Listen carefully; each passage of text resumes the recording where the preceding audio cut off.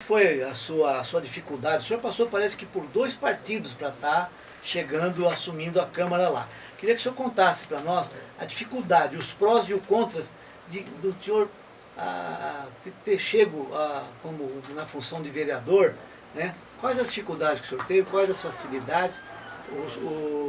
Conta um pouquinho desse momento seu aí para nós. Doutor, eu ingressei na política ainda por uma filiação partidária em 1990.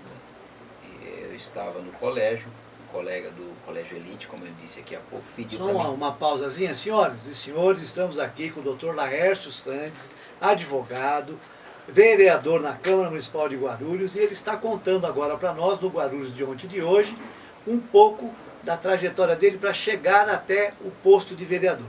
Aí eu ingressei num partido em 1990, pediu para me assinar a ficha, eu assinei. Aí eu nunca tive participação partidária, movimento estudantil, nada disso. Sim. E eu, formado no direito, ali advogando, defendendo os interesses principalmente da classe trabalhadora, um ou outro falava, por que o senhor não entra, por que você não faz isso? E aí, sabe que chegou a eleição de 2008, eu falei, acho que eu vou entrar nessa.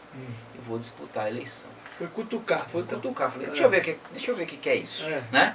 Aí eu fui lá no cartório eleitoral, falei, vê se eu estou filiado ao partido. E foi bem assim, para não dar dupla filiação, né? Sim, Não, você está filiado no PMN, então vai ser esse o partido. Eu fui atrás, procurei a direção do partido, saí candidato. O PMN coligou com o Partido Verde, Jovino Cândido foi o candidato a prefeito.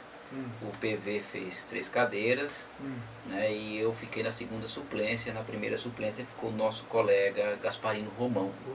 Elegeu Eduardo Soutur, Silvana Mesquita e o Paulo Sérgio pela sobra. Gasparino na primeira e eu na segunda suplência. Não assumi em nenhum momento, o Gasparino também não chegou a assumir. Já era gestão, o primeiro mandato do Almeida. Né? Como é que foi os bastidores, a sua atuação para conquista dos votos? É isso que eu queria que o senhor também nos contasse. Eu diria que esse trabalho meu, eu diria que 60%, 70% é em cima do meu público da advocacia. Aí tem um outro plus que você consegue montando algumas equipes na rua, mas o forte realmente eu tenho, que foi da minha profissão. É tanto que eu tenho votação esparramada nos diversos cartórios e sessões eleitorais. Em 2008 eu não ganhei a eleição. Em 2012 eu falei, vou disputar de novo. Foi o ano que eu disputei também. Continuei no PMN e fui eleito pelo PMN por que maravilha. 2.930 então votos. Você não mudou de partido? Não. Você continua no PMN? Na primeira eu disputei uma eleição, perdi pelo PMN, depois continuei no PMN, disputei a segunda, ganhei. A primeira eu tive 1.947 votos, a segunda em 2012, 2.930. Já em outro partido? Já no PMN. Aí eu fui eleito pelo PMN. Aí nesta eleição recente que nós tivemos no ano passado, aí eu acordei a necessidade de ir para um partido maior, mais estruturado, com um grupo político, até pelas disputas e questões partidárias, grupo político, né? E aí eu mudei para o Democrata. Fui candidato junto com Eli Correia, ele não ganhou e nós conseguimos eleger 4 vereadores, aí eu já tive 4.544 votos. Então hoje você é do partido do DEM e está vereador. Estou vereador. Pelo partido do DEM. E aí a sua pergunta, como que é chegar na Câmara Municipal? Como é que Principalmente você que é do mundo jurídico. Aí você, no primeiro momento, você fica ali observando como que funciona, o que é aquilo, como que se processa a opinião política e a opinião jurídica, e aí é o grande conflito, sabe? Porque muitas das vezes você vê uma votação ali que não tem legitimidade do ponto de vista constitucional, mas está passando, porque os pares querem sequenciar e ver o que vai acontecer. Então, muitas das vezes, você é voto vencido. No bom entendedor, a política suplanta o direito, é isso? Em certas situações, sim. Mas aí vai o controle de foge sanção. Da regra até estatutária. Isso, exatamente. Então, muitas das vezes, o seu voto ali, você tem que saber dosar. Porque se você for só com a concepção jurídica, você, naquela necessidade que você tem lá de determinados assuntos que é seu, se você não souber dosar, você pode sofrer, entre aspas, uma paulada. Isso, e o seu projeto, que é bom e interessante para a cidade, de repente não avança, porque a sua posição lá, entendeu? Opositor lá atrás. Isso, eu fui aprendendo isso com o tempo, fiquei na mesa do lado do presidente como secretário, nos primeiros 2 anos, nos 2 últimos anos eu fiquei como primeiro vice-presidente, então aprendi bastante, conduzi o regimento interno, o que é correto, o que não é, e hoje eu estou no 2º mandato, não ocupo posição nenhuma na mesa e procurando, na medida do possível, fazendo o meu contraponto. Fazendo contraponto de forma crítica, sempre construtiva. Muitos me perguntam, você está na base, você está na oposição? Olha, eu não sou de base, nem sou de oposição. Agora, se tem uma pessoa que quer o bem da cidade e que sempre quis o bem na legislatura anterior, era eu e o Guti. Todas as questões que era de situação espúria que a gente queria investigar, estavam sempre assinando lá contra o então Sebastião Almeida. Sim. Então, se eu queria o bem da cidade naquele momento junto com ele, alguns outros vereadores do PSDB, mais agora. Então eu prefiro dizer, ó, eu sou um vereador independente, porque se eu tiver que puxar a sua orelha, eu vou puxar para o seu bem. Agora, aquele que está lá simplesmente concordando com tudo, representando exatamente o povo. Para o bem, quando eu falo bem, coletivo, né? Quando eu falo bem, é o bem da governabilidade. A sua atitude, ao que me parece, pelo que eu tenho visto, tem sido de coerência, esse ângulo. De coerência, de coerência. Agora, uma pergunta em cima do que você falou. A gente soube aí, até pela mídia, de uma pesquisa que foi feita, um levantamento, de que Guarulhos, a Câmara Municipal de Guarulhos, seria uma das que mais aprovaram projetos inconstitucionais na Câmara. O senhor confirma isso e por que está acontecendo isso na Câmara? Eu não sei se realmente, em termos estatísticos, Guarulhos seja a que mais produz. Inconstitucional. Existe um comentário esparramado no estado todo a respeito disso. Guarulhos produz muitos projetos. Temos que analisar também a questão que são 34 vereadores, então a produção acaba sendo um pouco maior. E existem projetos que realmente são perfeitos, legítimos, e outros que são questionáveis.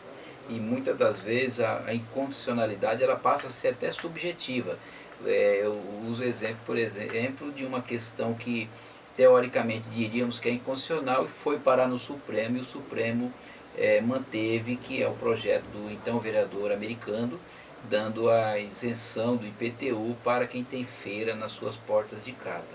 A prefeitura o prefeito da época entrou com ação direta de constitucionalidade, passou pelo TJ, foi parar no STF, e o STF deu legitimidade ao projeto em questão. Então tem matérias que é muito polêmica, e você sabe que o direito não é igual uma ciência exata, ele cabe interpretação. Então eu prefiro, dentro do processo legislativo, partir para a discussão, mesmo que o judiciário tenha que ser acionado, só desta forma que a gente vai construir uma cidade justa. Só que eu não apresento projeto, doutor, que eu sei que é meio estranho. Por exemplo, fixar licença para funcionário público. Isso é prerrogativa do prefeito, e legislação trabalhista nós não temos legitimidade para legislar somente a Câmara Federal. Então tem algumas cautelas. Agora tem alguns projetos que ficam numa zona meio tênue ali, aí onde... E o que você acha que podia ser feito lá dentro da Câmara, lá, numa logística lá, para poder melhorar, orientar melhor os vereadores? Porque eles têm lá diversos assessores, a gente sabe. Cada um tem quantos? O senhor, por exemplo... 15. O senhor se beneficia de 15 assessores, como todos os demais lá. Perfeito. E entre esses 15, será que não tem assim, uma equipe lá que possa estar... O que cabe ao colega se fazer cautelar de profissionais com capacidade tanto operacional, ou seja, mas trabalho dentro da Câmara população. Não teria um setor lá? Não, peraí. E também profissionais da área jurídica para auxiliá-lo. Aí cabe ao vereador se acautelar desta forma. O projeto, quando é apresentado na casa, ele passa por algumas comissões permanentes. Comissão de Constituição, Justiça e Legislação Participativa, Comissão de Finanças e Orçamento. Mas existem profissionais técnicos? Existem, cada comissão é composta de 3 vereadores, né? sendo que nestas comissões é composta também pelo técnico, dependendo da comissão, como é o caso da Existe CCJ. profissionais técnicos que assessoram técnicos. as comissões. São 4 técnicos graduados em Direito, concursados e que auxiliam os vereadores nos respectivos pareceres. Então hoje a Câmara conta com um quadro de técnico qualificado, o que não ocorria a questão de 8, 10 anos atrás, não tinha esses profissionais. Então hoje a Câmara Municipal segue o mesmo exemplo da Câmara Federal, ela tem um quadro qualificado para dar parecer. Só que mesmo assim temos ainda alguns projetos que avançam, porque o vereador muitas das vezes quer encaminhar o seu projeto, fazer sua política e acaba passando. E aí cabe ao judiciário, junto com o prefeito, ter o controle sobre esta situação. Eu queria entrar agora numa segunda pergunta política e última. Sim, à vontade. Do senhor também poder nos dar uma explicação melhor aí, porque nós entendemos, né, que muitas vezes alguns vereadores acabam não exercendo a efetiva função que lhe vamos dizer assim, pela eleição, né, delegada a ele, né, que é a questão justamente da fiscalização do Poder Executivo e também da criação, da modificação, da flexibilização, justamente da criação, modificação, complementação e a complementação das leis. O vereador muitos vereadores acabam não exercendo efetivamente a função que lhe foi delegada e acaba fazendo outras ações aí que praticamente seria já para estar fazendo política para se reeleger na próxima.